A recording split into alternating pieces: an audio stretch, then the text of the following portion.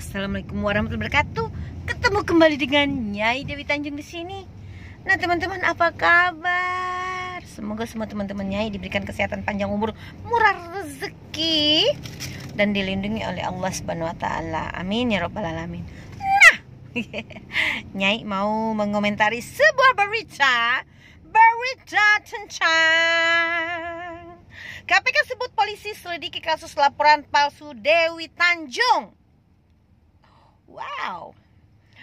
Pihak Komisi Pemberantasan Korupsi KPK menyebut Polda Metro Jaya tengah menyelidiki pelaporan terhadap politisi PDIP Dewi Tanjung. Dewi Tanjung sebelumnya dilaporkan karena dinilai telah membuat laporan palsu saat menuduh penyidik KPK merekayasa kasus penyiraman air keras. Dari surat yang diterima oleh Mas Novel, saat ini laporan tersebut sudah dalam proses tahap penyelidikan, kata PLT juru bicara KPK Ali Fikri di Gedung Merah Putih KPK. Ali mengatakan Novel setidaknya dipanggil sebagai saksi dalam perkara ini pada Rabu. Namun Ali menyebut Novel berhalangan hadir karena kesehatannya menurun. Saat kondisi kesehatan Mas Novel tidak memungkinkan karena kondisi matanya sedang radang. Kemarin juga kami sampaikan kondisinya, jadi memang belum bisa memenuhi undangan dari Polri. Ali melanjutkan penyelidikan dan kasus ini menunjukkan adanya upaya mendiskreditkan Novel Baswedan lewat laporan terkait rekayasa kasus yang dilayangkan Dewi Tanjung. Ali berharap polisi dapat menuntaskan kasus ini agar dapat menjadi pelajaran dan tidak ada lagi yang melayangkan laporan palsu. Ya. Laporan palsu Ali Fikri. Kemarin katanya waktu dipanggil polisi matanya sakit, radang mulu. Ini polisi lagi, ya, pakai manggil-manggil Novel. Jangan dong, biar matanya tuh nggak radang, biar nggak perih-perih. Waktu ada rekonstruksi, katanya juga matanya sakit, kena cahaya lampu, perih-perih. Karena matanya sebelah kirinya udah buta banget, ya. Itu yang kanan udah berair-air banget, katanya. Ya enggak. Nya itu bingung ya. Sebentar dia bilang saya ingin ketemu dengan pelaku, tapi begitu ada rekonstruksi, Novel Baswedan nggak mau ketemu, nggak mau dihadirkan saat rekonstruksi. Dia bilang matanya sakit, perih, karena pakai lampu yang begitu besar wattnya, katanya.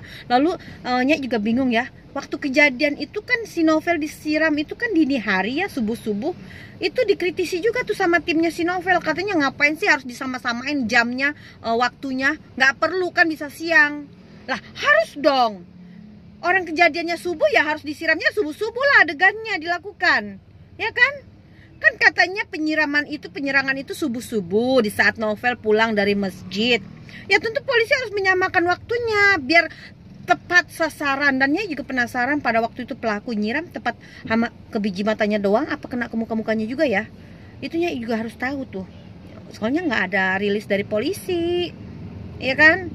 Ya bisa jadi pakai pistol air, ceteng, langsung cuma biji matanya aja ya, mungkin ya. Nyai kan nggak ngerti gitu loh. Nanti kalau kita ngomong dibilang kita laporan palsu lagi.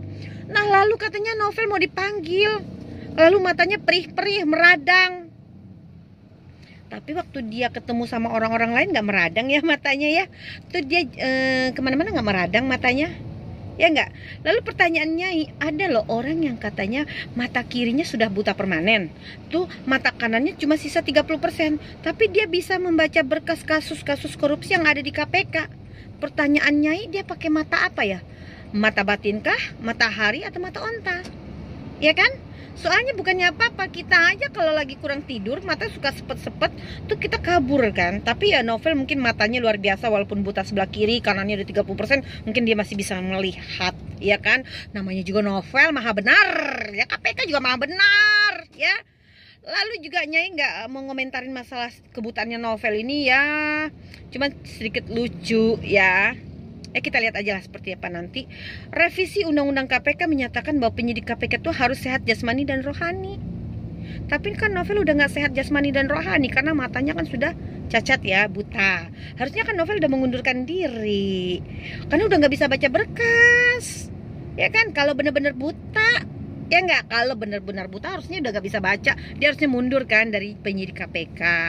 Cuman Nyai di sini mau mengkritisi masalah Ali Fikri, jubir PLT jubir KPK. Ali Fikri ini tugasnya apa ya? Sedangkan Nyai ini melaporkan novel itu kan secara pribadi. Sebagai masyarakat, Nyai berhak dong bertanya dan menduga kalau ada ketidakbenaran dan rekayasa dalam kasus penyiraman air keras kepada Novel Baswedan. Karena kan lucu, mukanya utuh, kelopak matanya utuh, tapi biji matanya bisa melepuh dan buta. Sedangkan beton di rumahnya aja melepuh, hancur. Itu loh, Nyai itu melaporkan novel ini kan secara pribadi, ya. Tapi kenapa KPK yang sibuk-sibuk ngomong?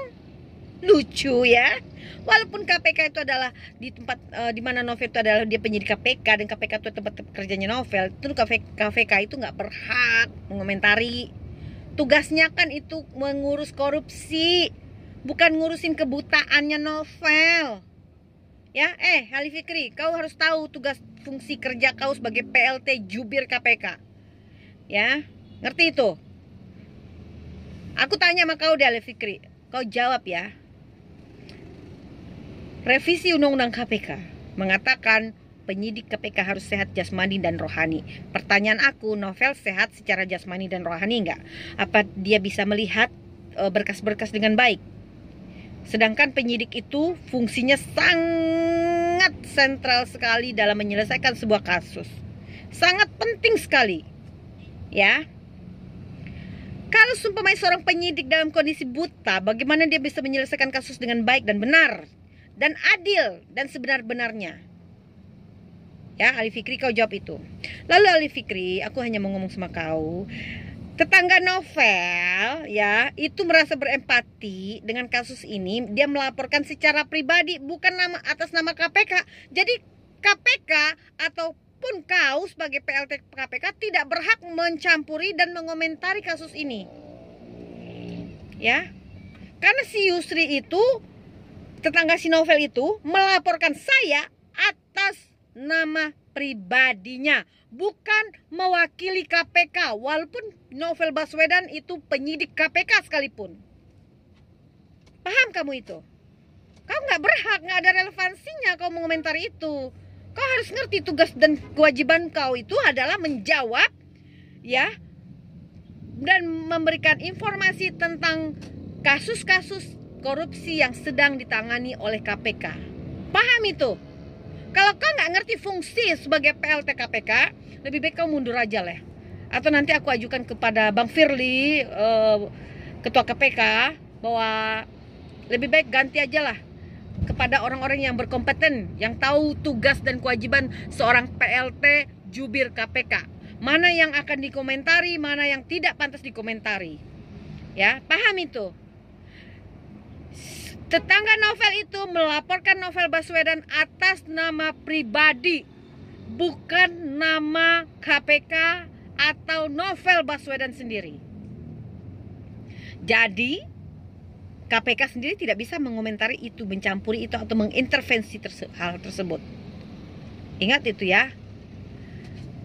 Pinter-pinterlah kau memilih bahasa, pinter-pinterlah kau memilih pembahasan masalah yang akan kau komentari. Karena ada hal yang kau tidak bisa masuk ke dalam hal itu. Paham itu?